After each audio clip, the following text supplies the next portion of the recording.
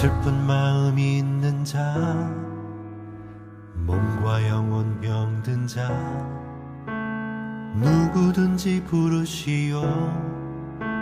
예수 이름 부르시오. 그 이름을 믿는 자, 그 이름을 부르는 자, 그가 어떤 사람이든 그는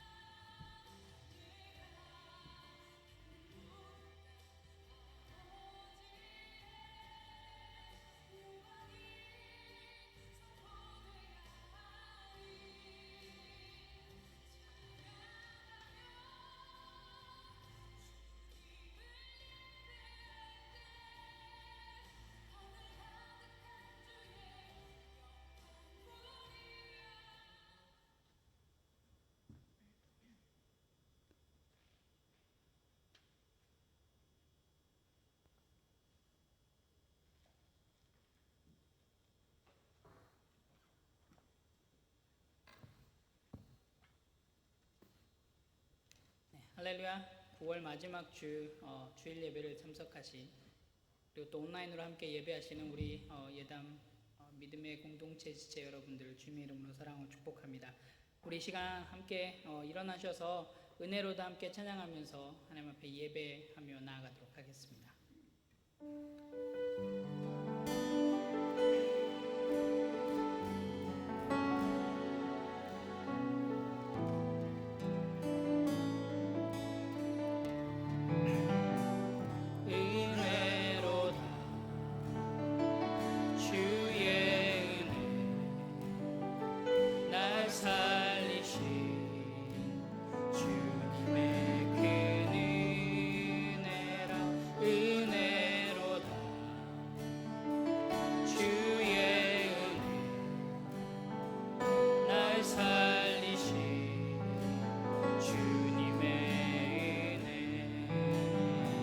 큰 죄에서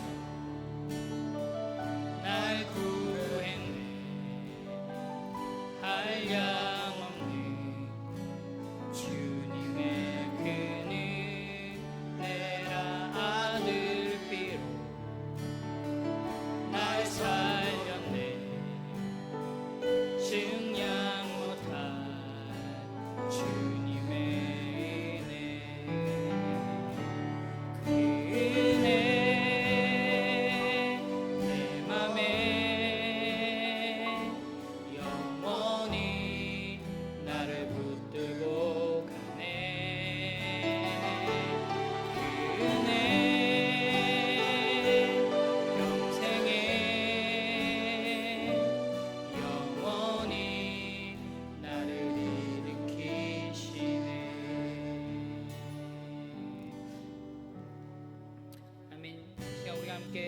사도신경으로 신앙 고백하며 나아가도록 하겠습니다. 전능하사 천지를 만드신 하나님 아버지를 내가 믿사오며 그 외아들 우리 주 예수 그리스도를 믿사오니 이는 성령으로 잉태하사 동정녀 마리아에게 나시고 본디오 빌라도에게 고난을 받으사 십자가에 못 박혀 죽으시고 장사한 지 사흘 만에 죽은 자 가운데서 다시 살아나시며 하늘에 오르사 전능하신 하나님 우편에 앉아 계시다가 저리로서 산자와 죽은 자를 심판하러 오시리라. 성령을 믿사오며 거룩한 공예와 성도가 서로 교통하는 것과 죄를 사하여 주시는 것과 몸이 다시 사는 것과 영원히 사는 것을 믿사옵나이다. 아멘.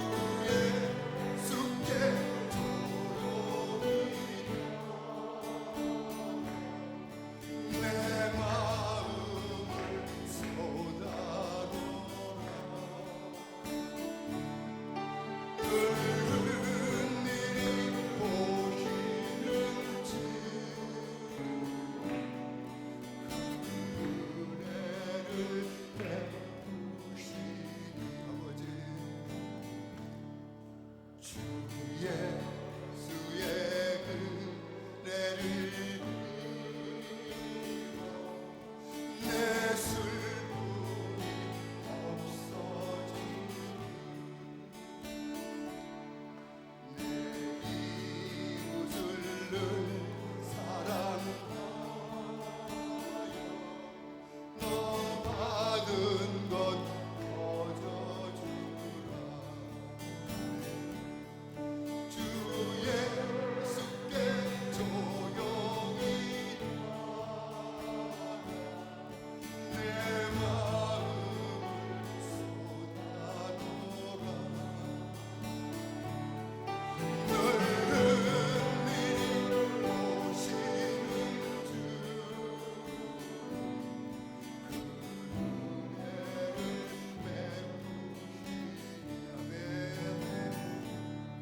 주 예수를 친구로 삼아 늘 내 옆에 모시려라 그 영원한 생명샘 내 마른 목 죽이어라 아버지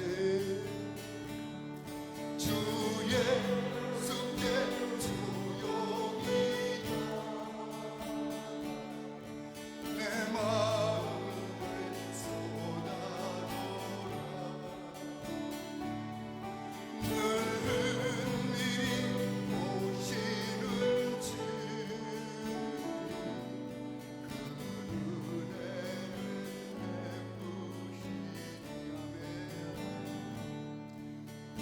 주님과 사귀어 살며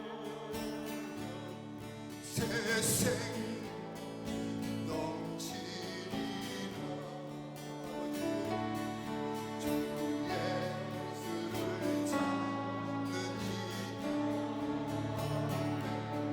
이참 밝은 빛이 주어 주 예수께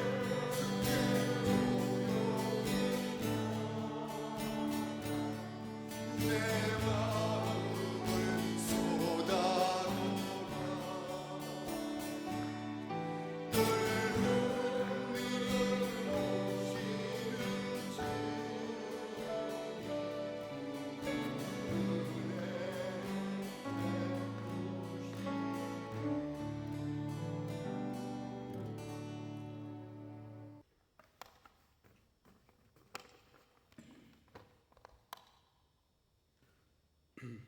웬 은혜요, 웬 사랑이십니까? 타락하여 전적으로 타락해서 정녕 죽을 수밖에 없었던, 아니 정녕 죽었었던, 진노하시는 하나님의 손 안에 들려 영원한 사망으로, 지옥으로 내쳐질 수밖에 없었던 죄인들이었던 우리를 은혜로, 오직 은혜로 구원하시고 영생을 허락하신 하나님께 영광과 존귀와 감사를 올려드립니다. 아무 공로 없는 우리들로 하여금 영생의 소망을 갖게 하신 은혜의 하나님을 보고 싶습니다. 나 때문에 십자가에서 물과 피를 그렇게도 쏟으셨던 예수님을 오늘 이 아침 다시 기억나게 해주심을 진정으로 감사합니다. 성령에 붙잡힌 바 되어 주님의 복음을 전하지 않고서는, 주님의 사랑을 베풀지 않고서는 하루도 살 수 없는 우리들이 될 수 있도록 하여 주시기를 기도합니다. 우리의 기도를 들으시는 미쁘신 하나님, 이 시간 하나님께 우리의 전부를 쏟기를 원합니다. 우리의 마음과 우리의 생각과 우리의 의지를 오늘 이 아침 하나님께 다 내놓을 수 있도록 도와주시옵소서. 주님 주신 믿음을 가지고 담대히 기도하는 우리들의 기도를 들어주시옵소서. 주님 주신 비전을 가지고, 하늘의 소망을 가지고, 또 꿈을 가지고, 또 희망을 가지고 우리를 위하여, 또 이 교회를 위하여, 이웃을 위하여, 나라와 민족을 위하여 진정으로 기도하는 우리들의 기도를 들어주시옵소서. 고개 숙여 기도하는 우리 모두가, 아니 나 스스로가 내가 먼저 하나님께 바로 설 수 있도록 도와주시옵소서. 너의 하나님이 아니라 나의 하나님을 먼저 만나게 하셔서 내가 깨어지고 또 부서지고 또 또 회개하고 거듭나고 구원받고 내가 먼저 헌신하는 부흥의 역사가 일어나게 하여 주시옵소서. 하나님, 수고하고 무거운 짐진 자들의 모습으로 나왔습니다. 가난하고 애통하는 마음을 가진 자들의 모습으로 나왔습니다. 주님의 품 안에서 평안함으로 쉼 받기를 원합니다. 주님의 날개 아래서 참된 위로 받기를 기도합니다. 진정으로 아파하는 우리들을 불쌍히 보시고 하나님의 긍휼로 우리의 상한 몸과 상한 마음들을 치료해 주시는 하나님께 감사를 드립니다. 이 땅에서의 삶이 너무도 어렵고 힘들어도 하나님을 만나고 있다는 생각에 모든 것이 감사하다고 고백하는 의에 줄이고 목말라 하는 우리들 모두가 되게 하여 주시옵소서. 미리 예비하신 섭리 안에서 주님의 몸된 교회, 예담교회와 글로벌교회가 아름다운 연합을 할 수 있게 해주심을 감사합니다. 두 공동체가 주 안에서 하나됨을 축복하여 주시고 합력하여 선을 이루는 길로 인도하여 주시옵소서. 이제 부임하실 석상은 목사님과 동역하며 오직 길이요 진리이며 생명이신 참되신 목자 예수 그리스도를 온전히 닮아가는 우리 모두가 될 수 있게 하여 주시기를 기도합니다. 연합이 되기까지 기도의 줄을 놓치지 않았던 두 공동체의 온 성도님들을 축복하여 주시고 특별히 임시 당회장으로 헌신적으로 사역하셨던 김성수 목사님과 담임하고 계시는 교회를 더욱 크게 축복하여 주시기를 기도합니다. 이 아침 예배를 위하여 간절함으로 하나님의 말씀을 준비하신 목사님을 붙들어 주시옵소서. 하나님이 주신 말씀이기에 담대함으로 성령 충만함으로 살아있는 복음을 선포하실 때 자고 있는 영혼들이 깨어나고 죽은 영혼들이 살아나는 기적이 있는 진정한 예배가 될 것을 믿고 간절히 간구합니다. 모든 말씀을 우리의 영생을 소망을 갖게 하시고 영생의 길로 인도하시는 예수 그리스도 이름으로 기도하였습니다. 아멘.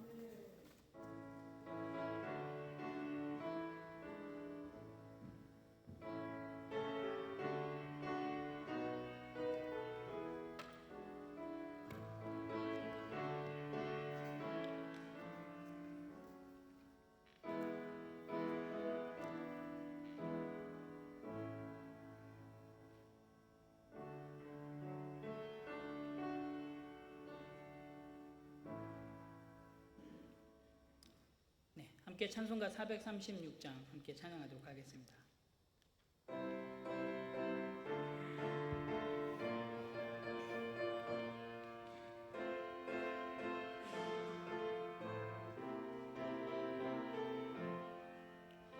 나 이제 주님의 새 생명 얻음모 옛것은 지나고 새 사람이로다. 그 생명 내 맘에 강같이 흐르고 그 사랑 내게서 해같이 빛난다. 영생을 누리며 주 안에 살리라. 오늘도 내일도 주 함께 살리라. 주 안에 감추인 새 생명 얻으니 이전에 줬던 거 이제는 값없다. 하늘의 은혜와 평화를 맛보니 찬송과 기도로 주 함께 살리라. 영생을 누리며 주 안에 살리라. 오늘도 내일도 주 함께 살리라. 산천도 초목도 새 것이 되었고 죄인도 원수도 친구로 변한다.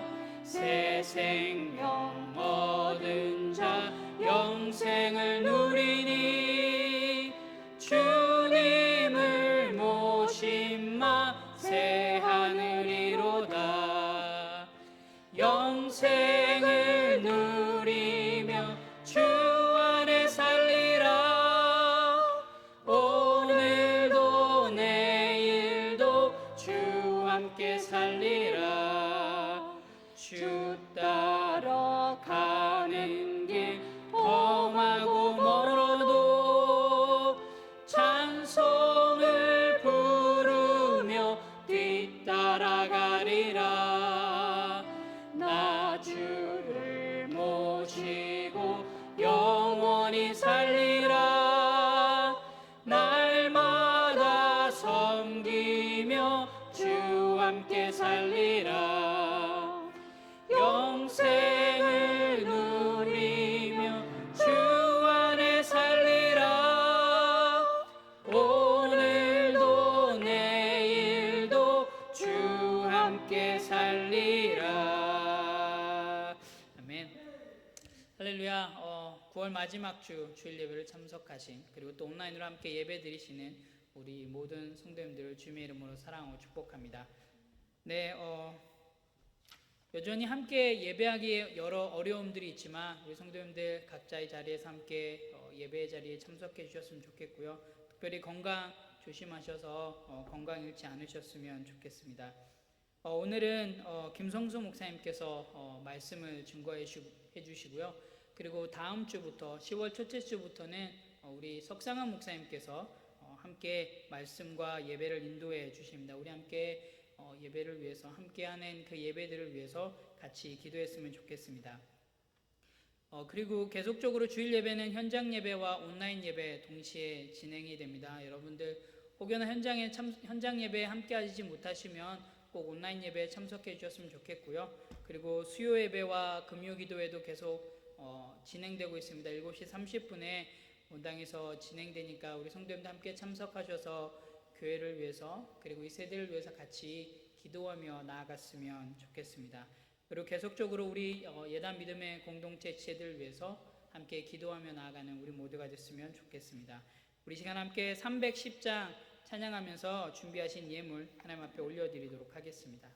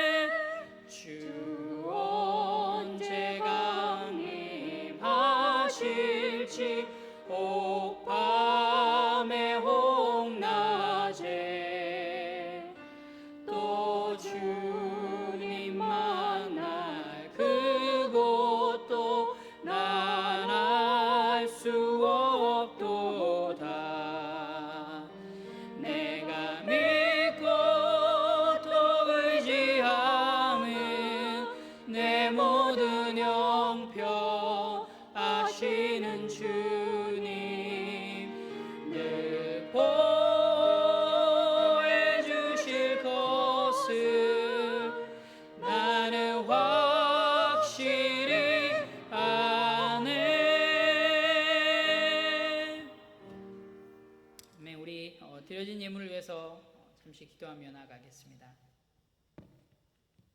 하나님 참 감사합니다. 저희들에게 한없는 은혜와 한없는 사랑으로 매 순간 덧 입혀주셔서 참 감사합니다. 하나님, 이 시간 그 하나님의 은혜에 우리들의 삶의 일부분을 하나님 앞에 드리며 나아갑니다.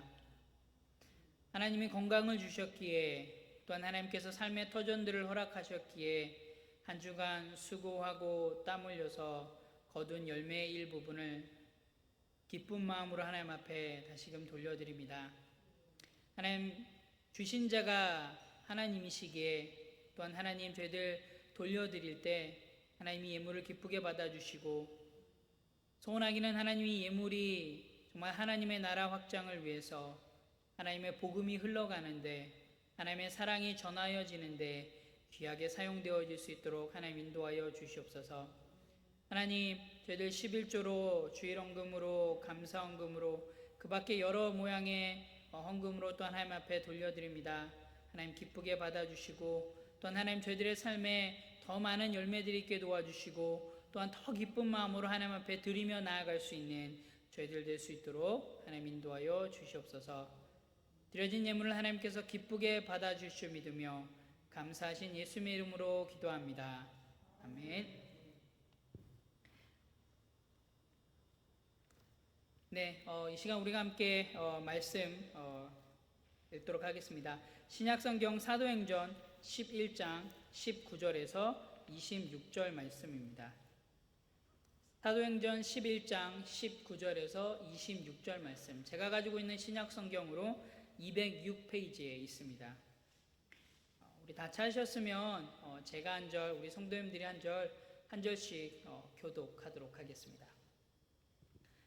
그때 스데반의 일로 일어난 환란으로 말미암아 흩어진 자들이 베니게와 구브로와 안디옥까지 이르러 유대인에게만 말씀을 전하는데, 그 중에 구브로와 구레네 몇 사람이 안디옥에 이르러 헬라인에게도 말하여 주 예수를 전파하니, 주의 손이 그들과 함께 하심에 수많은 사람들이 믿고 주께 돌아오더라. 예루살렘 교회가 이 사람들의 소문을 듣고 바나바를 안디옥까지 보내니, 그가 이르러 하나님의 은혜를 보고 기뻐하여 모든 사람에게 굳건한 마음으로 주와 함께 머물러 있으라 권하니, 바나바는 착한 사람이요 성령과 믿음이 충만한 사람이라. 이에 큰 무리가 주께 더하여 지더라. 바나바가 사울을 찾으러 다소에 가서 만남에 안디옥에 데리고 와서 둘이 교회에 1년간 모여 있어 큰 무리를 가르쳤고, 제자들이 안디옥에서 비로소 그리스도인이라 일컬음을 받게 되었더라. 아멘. 아멘. 네, 오늘은 새롭게 붙여진 우리의 이름이라는 말씀 제목으로 김성수 목사님께서 말씀 증거해 주시겠습니다.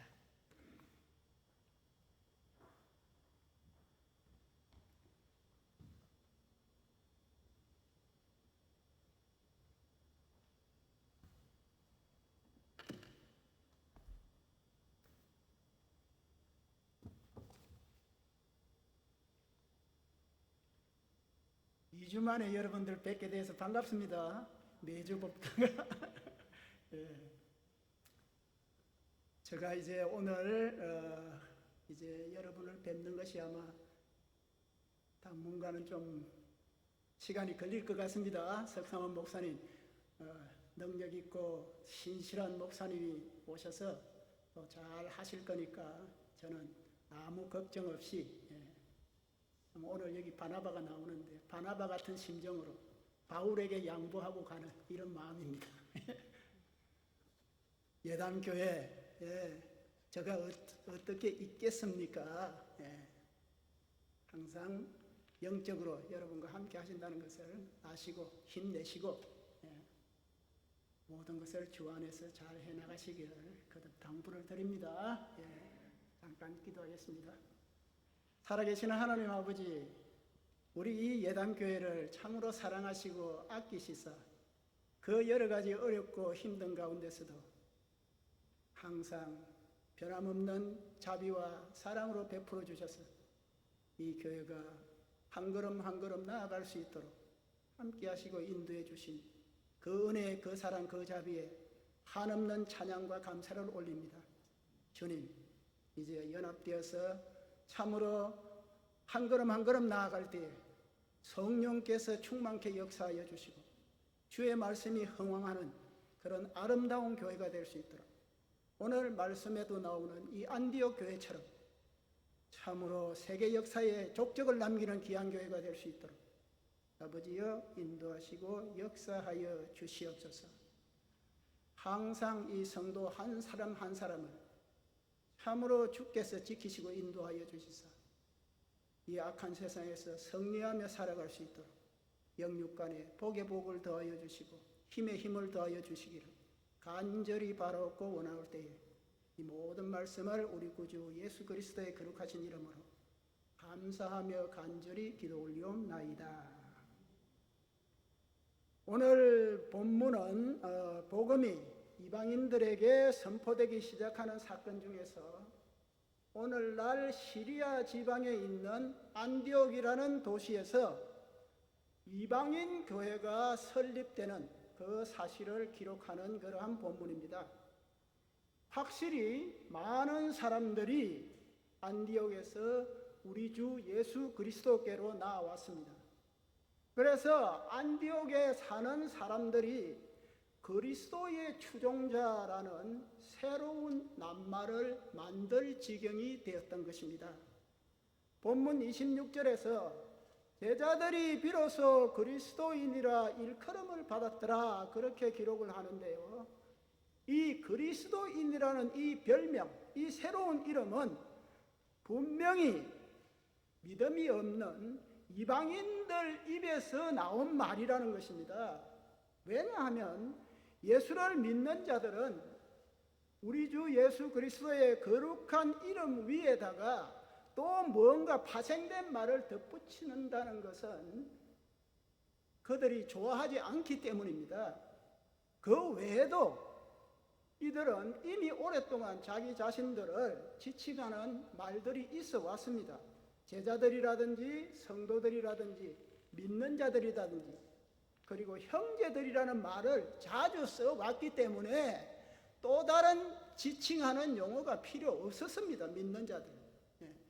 또 히브리 사람들에게도요, 히브리인 사람들에게서 이 말이 나왔을 수가 없는 것이 사실 크라이스트, 그리스도라는 이 말은 히브리 말 메시아의 헬라 말의 번역입니다.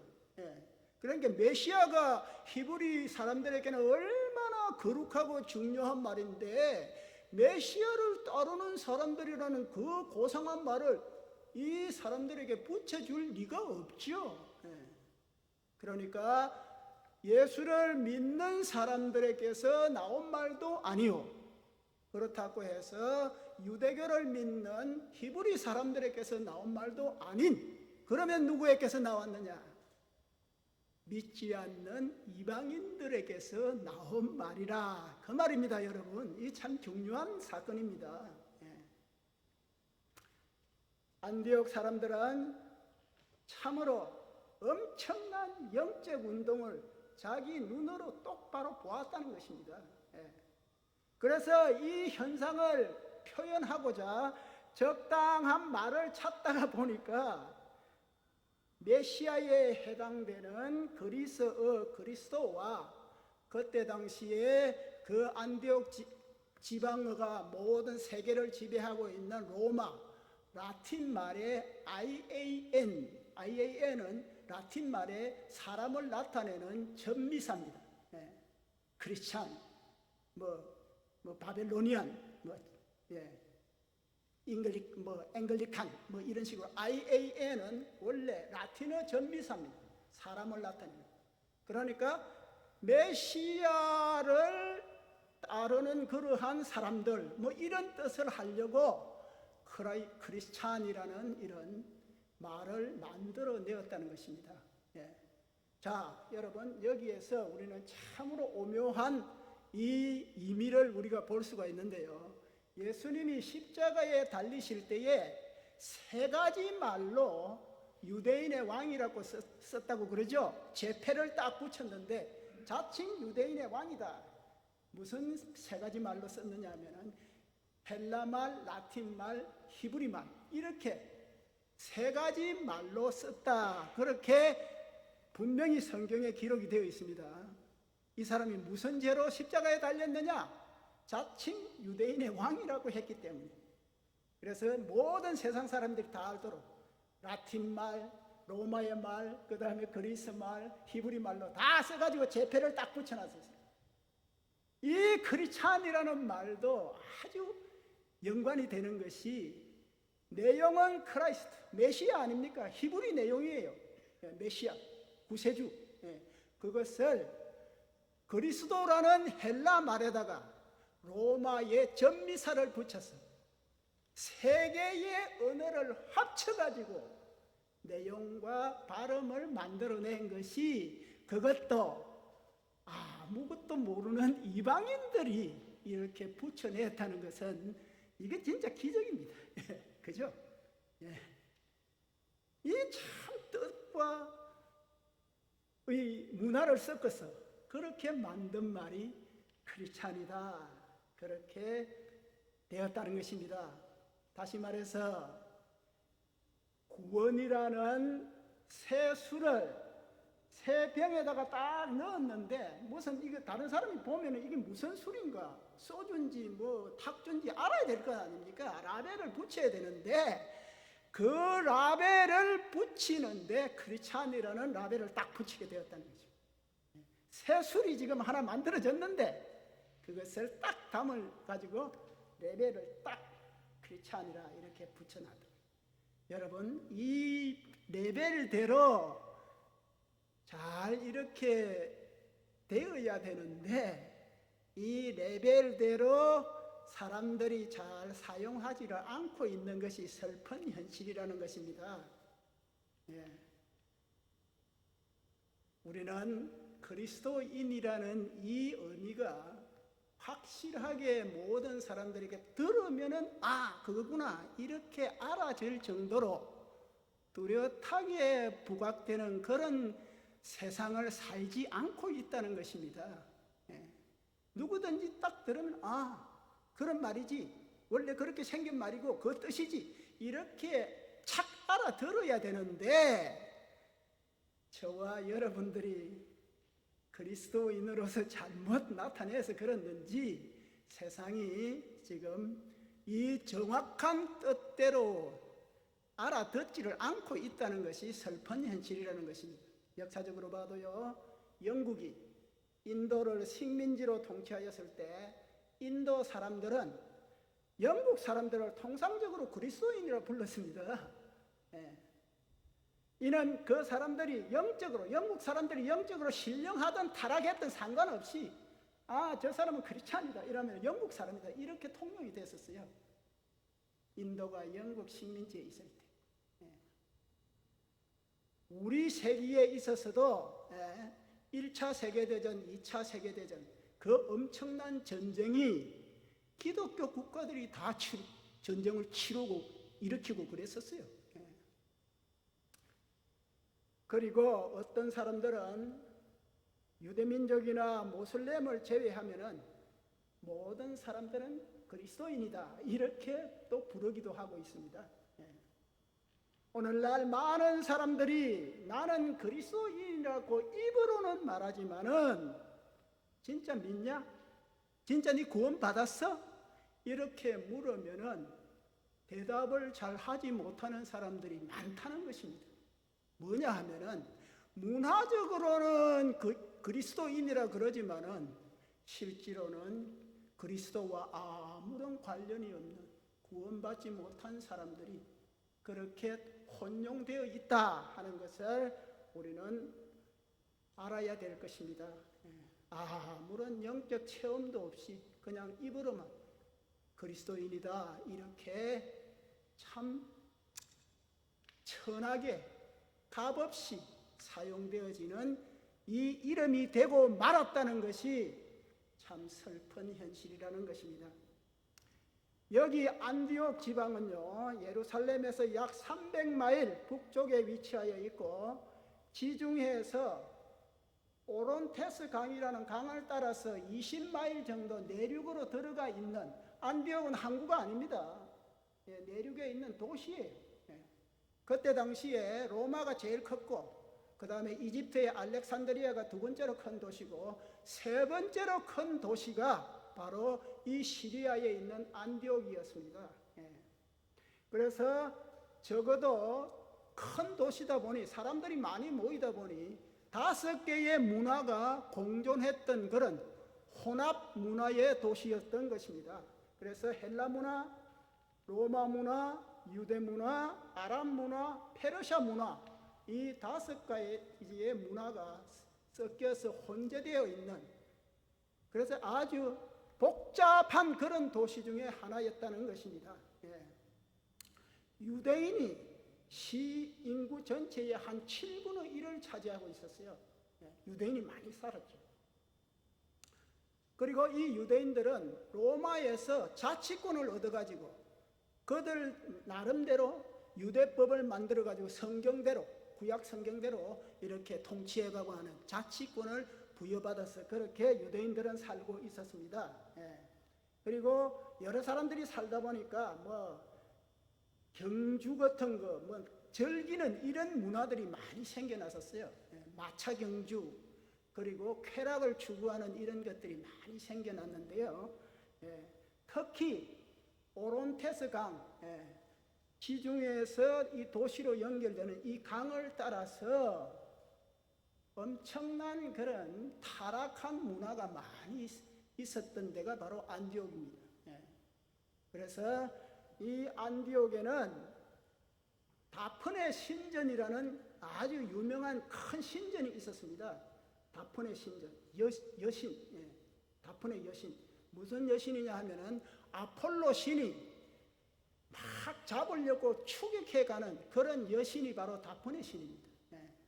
이 다프네 신과 아폴로 신이 추격하고 쫓아가고 하는 이런 것을 그대로 실제로 그렇게 밤마다 나타내었던 그런 도시가 바로 이 안디옥 도시였습니다.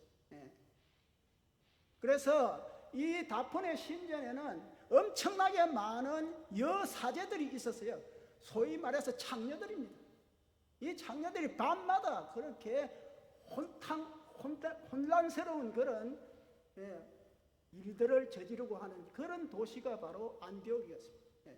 소위 말해서 오론테스 강을 따라 있는 라스베가스와 똑같은 오늘날 그러한 환락 도시와 대패 도시가 바로 안디옥이었다는 것입니다.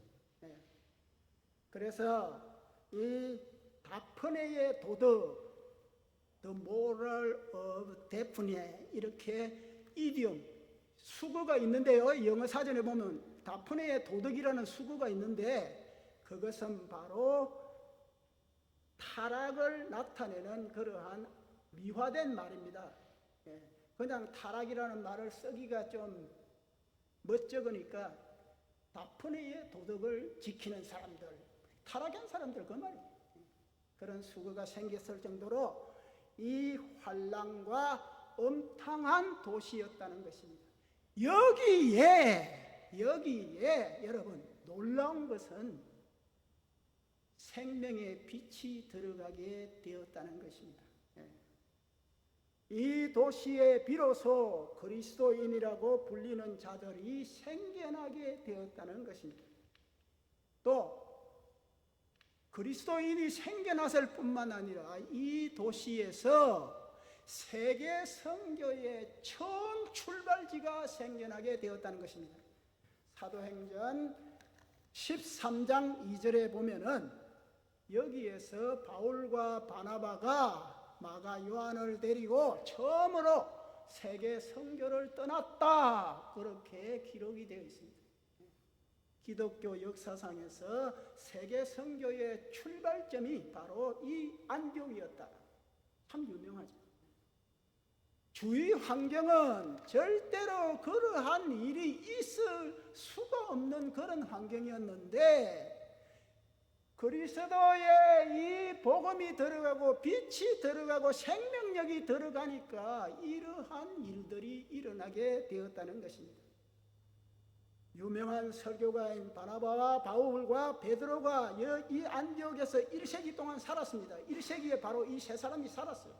그리고 2세기에는 ig나티우스와 그 다음에 데오빌루스라는 유명한 교부들이 살았고요. 그 다음에 루시안, 디오드레, 크리소스톰, 3세기, 4세기에는 기독교의 그 기라성 같은 그 유명한 성자들이 살았던 도시가 바로 안디옥이라는 것입니다.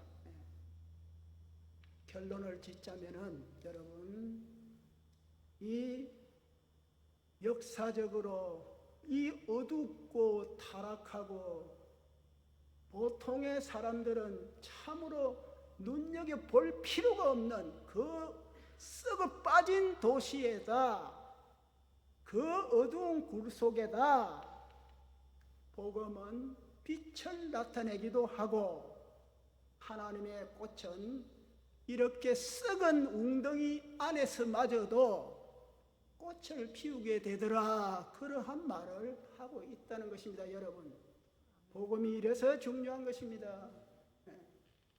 복음은 이렇게 변화를 일으키고 생명력을 갖고 있고 이렇게 역사를 일으키는 힘이 있다는 것을 꼭 잊지 마시기를 바랍니다. 이런 썩어 빠진 도시에 복음이 빛을 비추고 꽃을 피웠다. 그러면 왜 믿는 자들이 안디옥에서 그리스도인이라 일컬어지게 되었는가를 한번 생각해 보겠습니다.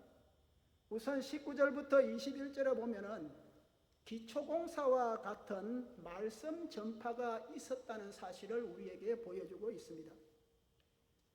예루살렘 밖에는 두 종류의 유대인들, 기독교인을 만들었습니다. 첫째 부류는 단지 유대인에게만 복음을 전하는 이런 히브리파 유대인들이고, 두 번째 부류는 히브리인이나 이방인이나 가리지 않고 그렇게 복음을 전하는 그런 헬라파 유대인들, 이 두 부류로 만들었다는 것입니다. 여기에 안디옥에서 온 사람은 자기가 선민의식이라는 것이 그렇게 투철한 그런 사람들은 아니고요, 헬라파 유대인으로서 이방인들과 유대인 상관없이 복음을 잘 전하고자 하는 그런 사람들이 왔다는 것입니다. 이 헬라파 유대인들의 사람들은 오직 자기 속에 있는 예수 그리스도를 입으로 증거하는 것이었지 어떤 급진적인 행동을 하는 줄은 자기 자신들도 깨닫지 못했습니다. 그냥 내가 아는 그리스도, 내가 믿는 주님, 그 주님을 그냥 증거할 따름이었지 무슨 법을 따라서, 무슨 지시를 따라서, 무슨 강령을 따라서 한 것이 절대 아니었다는 것입니다. 그 어떤 전례도 따름도 없이 그리스도 예수에 대한 불타는 사랑 하나만을 가지고 그냥 전하고 있었다는 것입니다. 아무 전례도 없이, 아무 지시도 없이. 안디옥은 사도들에 의해서 복음화된 도시가 결코 아닙니다. 이름 없는 주님의 몸된 교회 사람들이 그들의 믿음을 나누고자 하는 뜻에 의해서 복음화가 되기 시작했던 도시였다는 것입니다. 이런 무명의 사람들이 가는 곳곳마다 바람이 일어나고 불빛이 밝아졌다는 것입니다. 복음을 나눈다는 것은 이들에게 슬플 때 눈물 흘리고 기쁠 때 크게 웃는 이런 것과 똑같았다는 것입니다. 그냥 생활 자체였다는 것입니다. 그 결과로 안디옥 도시에는 엄청난 영적 수확을 거두게 되었다 그럽니다. 21절에 보니 주의 손이 그들과 함께 하심에 수고한 사람들이 죽게 돌아오더라, 수많은 사람들이 죽게 돌아오더라 라고 21절에서 기록을 하고 있습니다. 다시 말해서 천상의 생명력이 물질로 뒤덮이고 영적으로 죽은 이 어두운 안디옥에 불붙기 시작했다라고 그렇게 말하고 있습니다. 너무나 이 옛날에는 없던 일이라서 이 도시에서 사용되는 말로서는 이 상황을 표현할 수가 없는 거예요. 아니, 그때 당시에 세상에서 쓰는 어떤 언어로도 이 사실을, 이 변화를, 이 참 모멘텀을 기술을 할 수가 없었다는 것입니다. 너무나 크고 너무나 다른 것이었기 때문에. 그래서 새로 말을 만들 수밖에 없었다는 것입니다. 그래서 크리스찬이라는 말이 만들어졌다는 것입니다. 비슷한 예가 여러분 1640년에 조지 팍스라는 퀘이커 교도의 이 설립자가 자꾸 사람들을 혹세무민한다 이래가지고 법관 앞에 섰습니다. 재판을 받으려고. 브렌트라는 법관 앞에 딱 섰는데 이 조지 팍스가 주님 이 법관을 들들들들 떨게 만들어 주시옵소서 하고 소리를 질렀어요. 그랬더니 법관이 막 들들들들 자기도 모르게 막 떠는 거예요. 주님의 막 힘이 들어가가지고. 그래서 이 법관이 브레네트라는 이 법관이요 그 조지 팍스의 무리들을 보고 이거 퀘이크다 이렇게 말을 해. 그래서 퀘이크 교도가 생긴 겁니다, 여러분. 예. 그때부터 그 전에는 퀘이크라는 말이 전혀 없었어요. 예. 참 그거 하죠.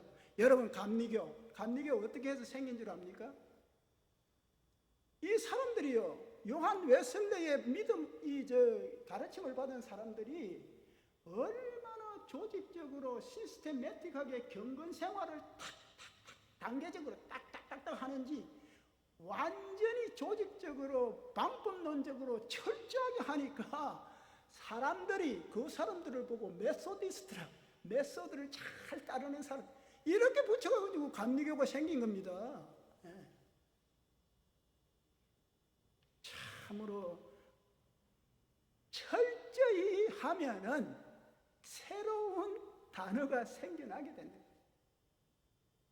예단교회 성도 여러분, 이 교회가 새로운 단어를 만들 정도로 강한 영적 운동을 일으키는 산실이 되기를 저는 간절히 바랍니다.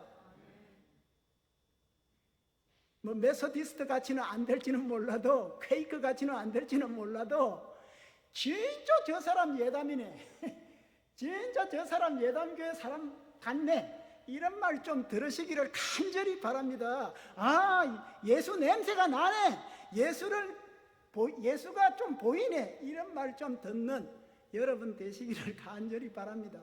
예. 주님께서 그렇게 만들어 주십니다, 여러분. 예. 안디옥 봐요, 안디옥.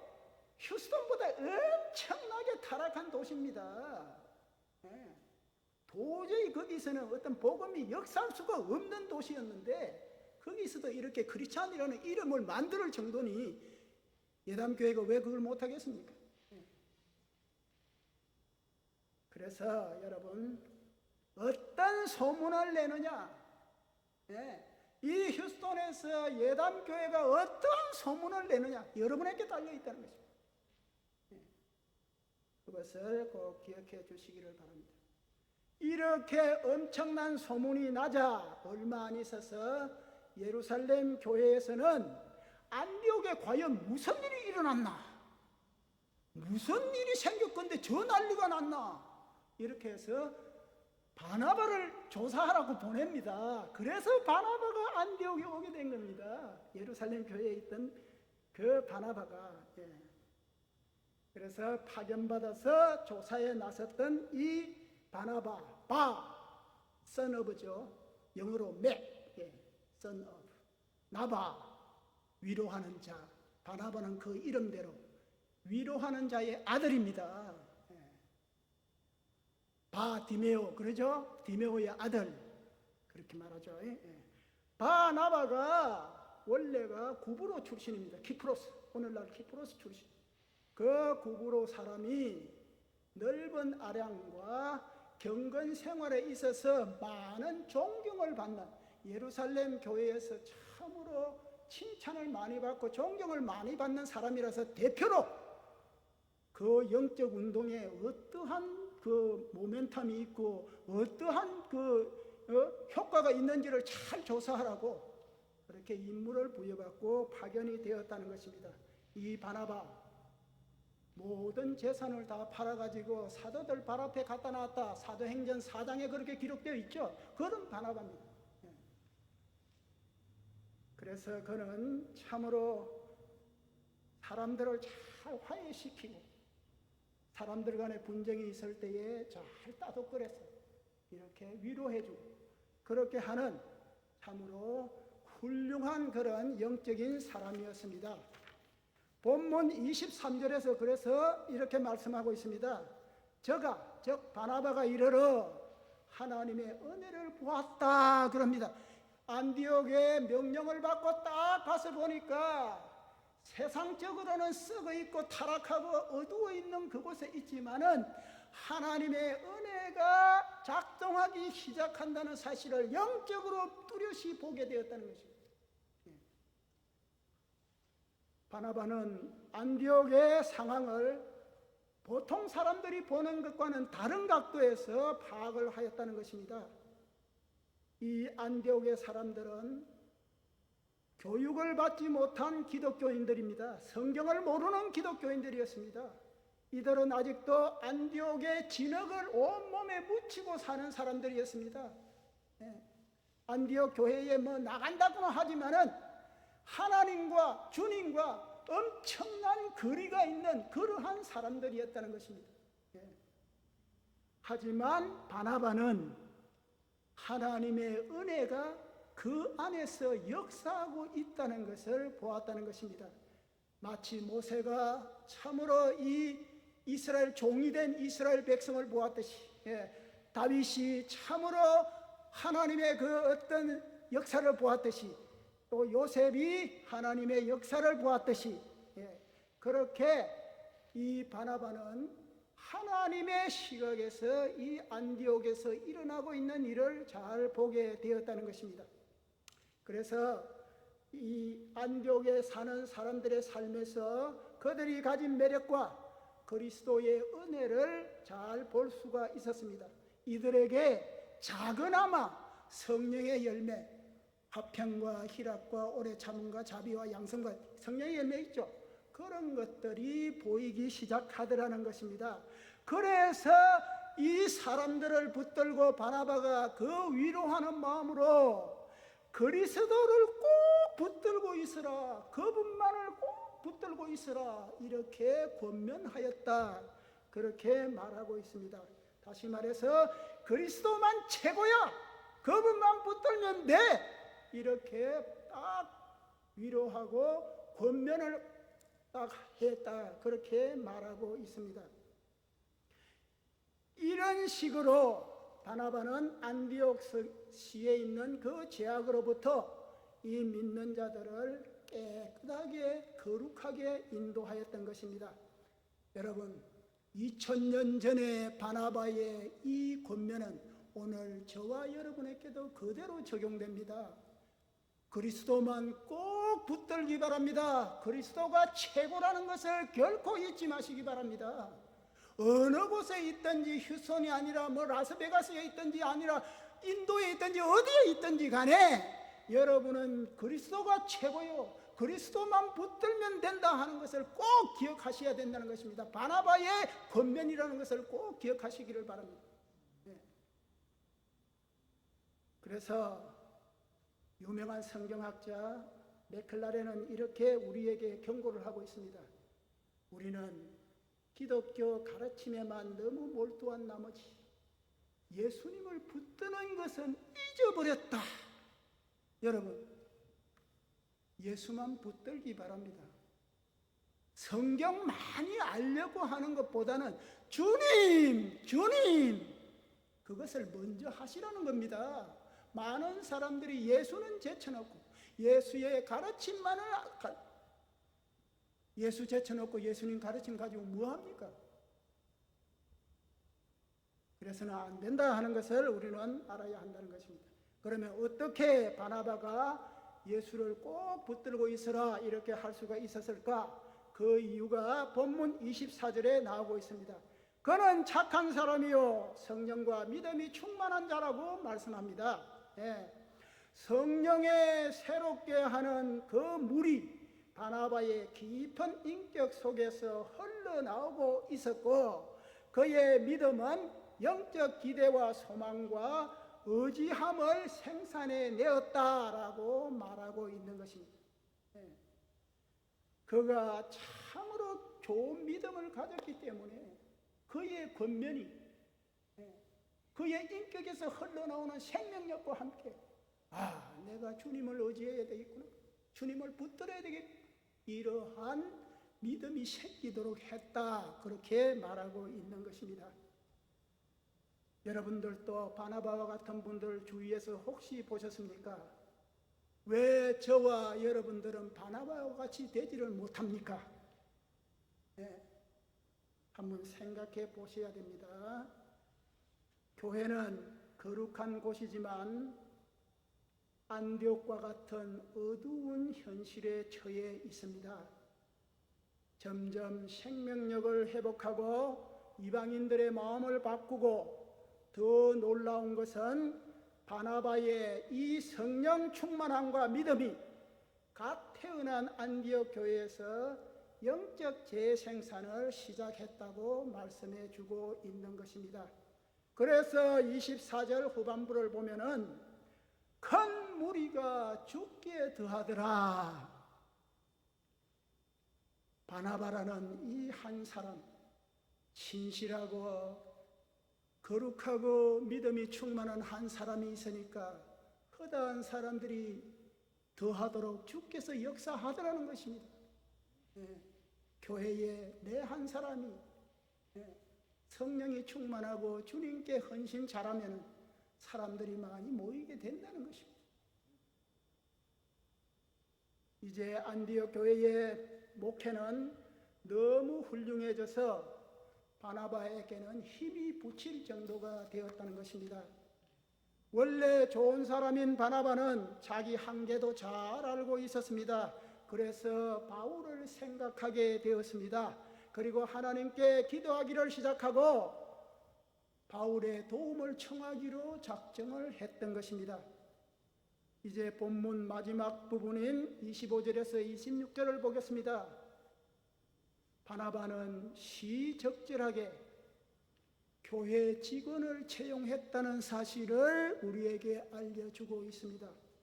사도행전 9장 30절을 보면은 예루살렘 교회는 바울의 안전을 위해서 잠깐 동안 바울을 자기 고향 다소로 보내서 좀 거기가 있어라 이렇게 결정을 내립니다. 원래 바울은요 엄청나게 기독교인을 핍박하기 때문에 원수가 너무나 많아요. 그래서 당분간은 이 악한 이 분노의 감정이 좀 가라앉도록 좀 피해 있으라 이렇게 결정을 해서 10년 정도 자기 고향 다소에 내려가서 거기서 좀 수양을 좀 받으라 이렇게 해서 다소를 보냈습니다. 이 10여 년의 기간 동안에 기독교를 그렇게 박해했던 바울은 엄청난 변화를 갖게 되는 것입니다. 잘 훈련된 주의 종으로 바뀌어지게 되는 것입니다. 그래서 유명한 주석가 롱네크라는 그 교수는 바울의 일대기 중에서 무슨 시간이 잘 맞지 않는 사건이 생기거든 언제 이 일을 했나 언제 이 일이 일어났나 이런 것이 좀 의심이 되거든 자기 고향에 가 있던 10년 동안에 다 일어났다 이렇게 보면 틀림없다 이렇게 결론을 내렸습니다. 예를 들어서 그는 그 10년 동안에 설교도 군데군데 가서 설교도 계속하였으며 또 39번 40번에 하나 감하는 매를 5번 맞았다 그거 나오죠. 그것도 이 10년 동안 자기 고향에 가 있을 때에 일어났던 일이다. 그렇게 말을 하고 있고요. 빌립보서에 나오는 모든 것을 잃어버렸다 3장 8절에 모든 것을 잃었으나 모든 것을 가진 자로다 아무것도 없는 자나 모든 것을 가진 자로다 이렇게 고백하는 그 3장 8절도 이 10년 사이에 일어났다는 것입니다. 삼청전까지 내가 올라갔다가 내려왔다 그렇게 고백하죠. 그 사실도 이 10년 동안에 일어났다 그렇게 보면 틀림없다 이렇게 롱네크라는 신학자가 말하고 있다는 것입니다. 여러분도 혹시 바울 연대기를 보다가 이게 언제 일어났지? 이거는 사도행전에도 기록이 없고 다른 서신서에도 기록이 없는데 이렇게 되거든. 자기 고향 10년 동안 거기 가서 수양할 때 일어났구나 이렇게 생각하면 거의 틀림이 없다는 겁니다. 그렇게 10년 동안 훈련을 받고 나서 고백한 그 유명한 고백이 갈라디아서 2장 20절 내가 그리스도와 함께 십자가에 못 박혔나니 그런즉 이제는 내가 산 것이 아니요 오직 내 안에 그리스도께서 사십니다. 그런 유명한 고백이 나오게 되었다는 것입니다.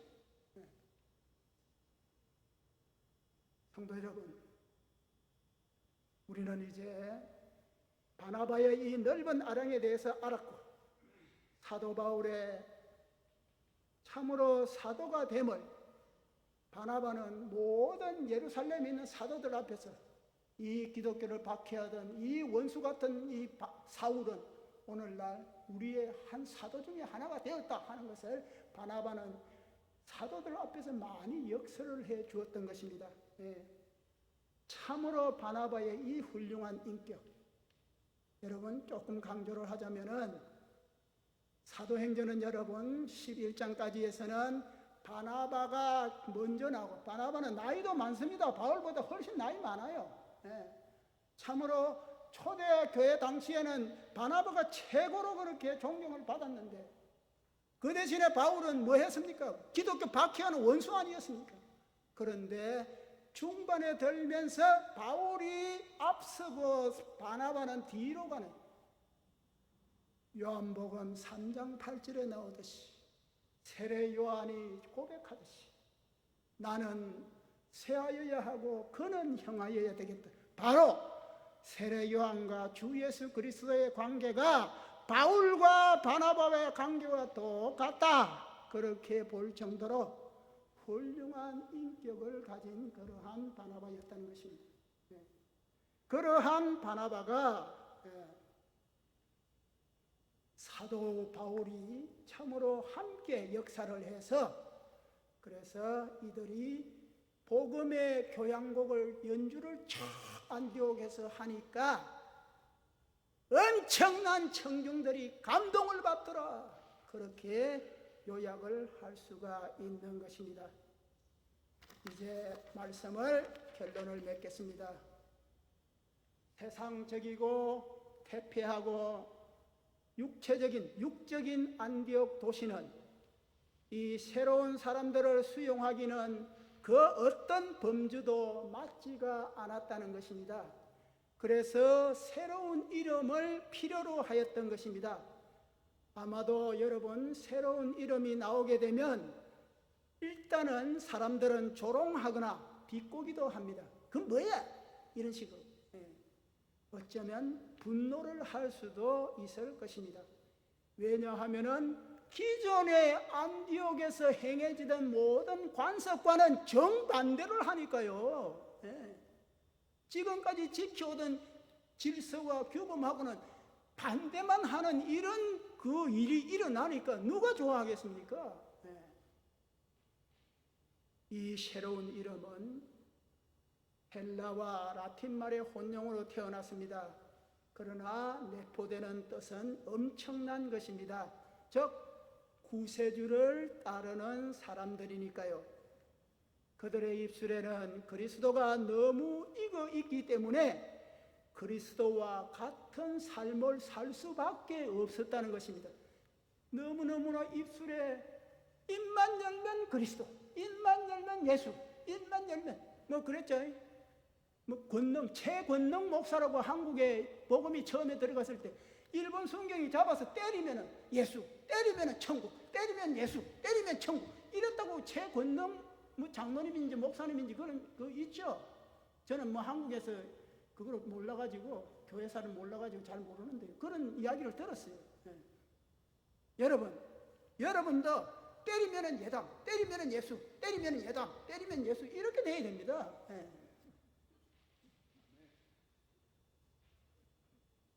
그래서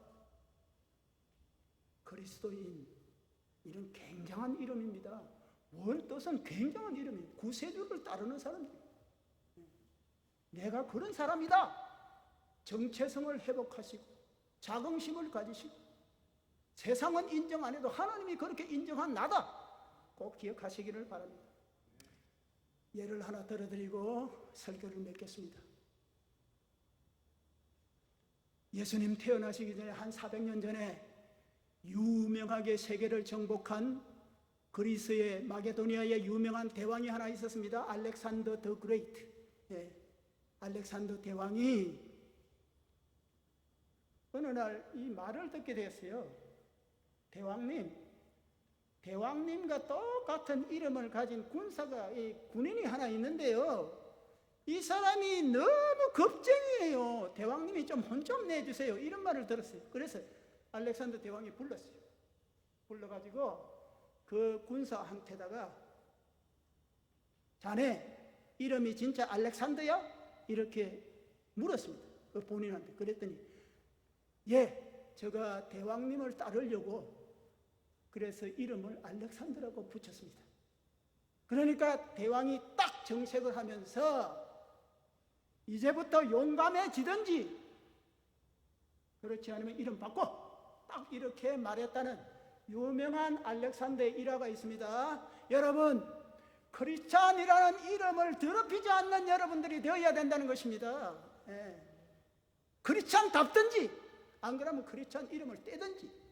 예. 다행히도 우리 그리스도 주님께서는 우리에게 알렉산더 같이 그렇게 강한 명령을 하지 않는다는 것입니다. 얼마나 은혜로우십니까 우리 주님. 그 대신에 우리의 참 신분으로 돌아와라. 예. 이름도 바꿀 필요도 없어. 그냥 나에게만 와. 내 품에만 와다오. 이렇게 말씀하시는 우리 주님을 기억하시기 바랍니다. 예. 여러분, 이름 바꾸실 필요 없이 주님, 내가 여기 있습니다. 주님께로 나아가기를 원합니다. 나와 함께하여 주시옵소서. 그렇게 기도하고 그렇게 찬양하는 여러분들이 되시면은 어느 날 나도 모르게 예수를 닮아 있는 나 자신을 발견하게 되는 것입니다. 꼭 기억하시기를 바랍니다. 그래서 이제 10월 세 달부터 10월 달은 결실의 달입니다. 참으로 한 해 이 수확을 거두는 열매의 계절입니다. 예담교회의 10월부터 엄청난 성령의 열매가 주렁주렁 맺히는 그런 아름다운 명실상부한 예담교회가 되시기를 칼리지 스테이션에서 간절히 기원하겠습니다. 여러분 힘내시기를 바랍니다. 기도하겠습니다. 살아계시는 하나님 아버지 감사합니다. 오늘 시리아 안디옥에서 2000년 전에 그전에는 생각지도 못했던 새로운 이름이 탄생했다는 역사적 사실을 돌아보면서 참으로 복음의 능력과 믿음의 능력이 얼마나 위대하고 참 큰 것인가를 다시 한번 깨닫게 해주시니 감사합니다. 아버지 하나님, 우리가 참으로 원하옵고 바라옵기는 아무 열매 없는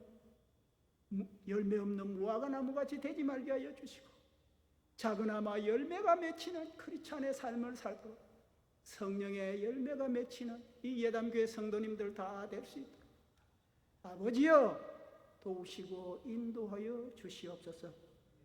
감사드리고 예수님의 거룩하신 이름으로 간절히 기도 올리옵나이다. 아멘.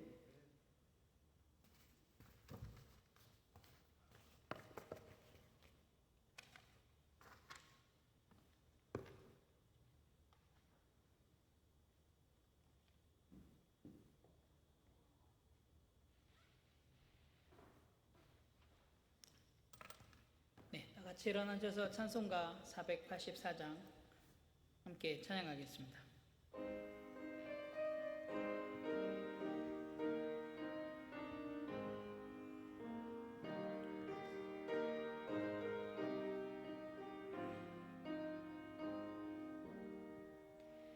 내 맘에 주여 소망되소서. 주 없이 모든 일 헛되어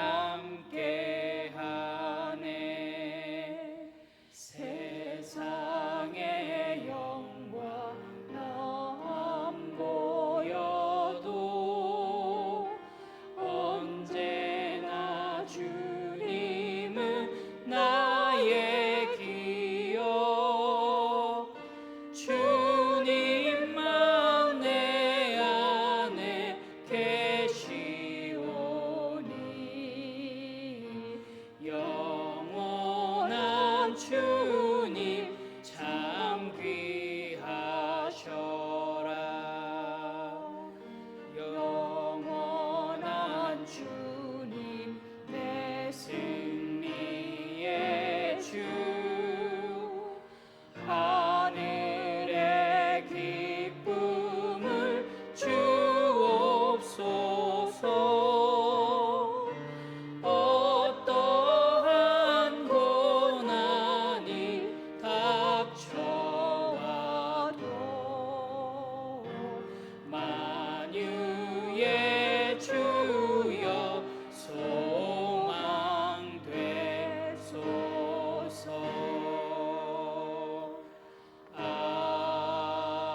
아멘. 네, 김성수 목사님께서 축도해 주시겠습니다.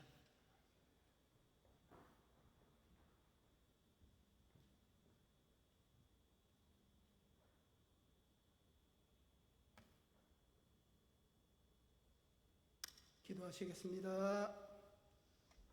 지금은 우리를 구원해 주신 우리 구주 예수 그리스도의 무한하신 은혜와 예수님을 우리를 위해 이 땅으로 보내사 십자가를 지게 하셔서 우리가 풀 수 없는 제 문제를 다 해결하게 하신 하나님 우리 아버지의 극진하신 사랑과 성령님의 감화교통 충만 인도 역사 내주 보호 함께 하시니 이제 크리스찬이라는 이 고귀하고 위대한 이름을 가진 우리가 이름에 걸맞는 삶을 살기를 결심하고 돌아가는 모든 성도님들 위에와 자녀들 위에와 가정 위에와 하시는 사업과 직장과 생활 위에와 또 이 연합한 예담교회 위에와 예담교회 주일학교 위에 지금부터 영원까지 함께 하시기를 간절히 축원하옵나이다. 아멘.